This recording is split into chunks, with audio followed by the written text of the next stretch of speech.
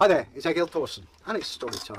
Once again we go to that lovely place in the country called Gotham, and many stories have been said about them, and it's not really that they're being obnoxious, it's just a laugh, and I think the people of Gotham appreciate it.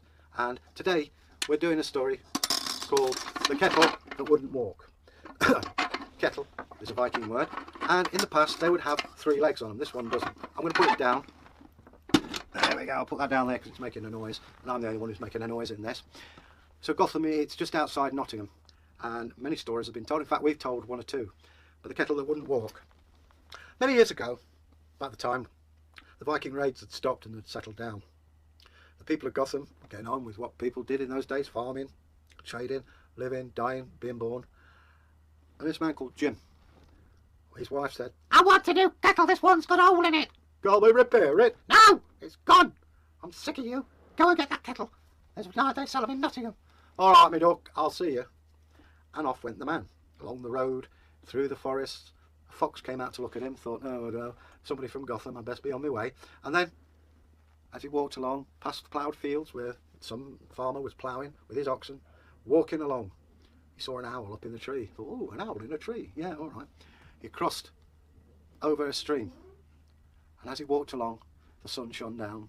He walked along until he saw the bright lights of Nottingham. Well, it wasn't bright lights, it was daylight, but there was Nottingham. Now, not long apart from that, it used to be 2 little villages, one called Snotter and the other called Hammer. They joined together to form Nottingham, for those of you who would like to know. So, I wasn't being rude. Down into the marketplace he trogged, and there all people were, "Buy my apples! "If you want a basket, I'm your man." Cabbages, cabbages! Potatoes, oh, they didn't have potatoes, but, you know, those kind of cries. Barley, barley!" "Who wants bread? Who wants..." It was deafening. And Jim walked along and he thought, "Oh, beads, I better buy some, see if my missus will cheer up." Not really, but there you go. He bought some beads, put them in his pouch, but he was on a bigger mission. He had to buy a cauldron with 3 legs. And he went through, he could buy nails, he could buy a saw, he could buy an adze, even a bell. He thought, I could put that on my pussycat if I could catch it, but he couldn't, so he didn't. Until he came and saw the most beautiful 3-legged kettle he had ever seen. "How much is that?" "Ooh, gold piece." "No, I'm not paying for that." "About silver penny." "Oh, come on, the man says, I've got to make a living." "Look, about 3. 1.5 silver pennies." "Oh, right, 1.5 silver pennies it is. I think it's expensive." And he paid, and he carried this kettle.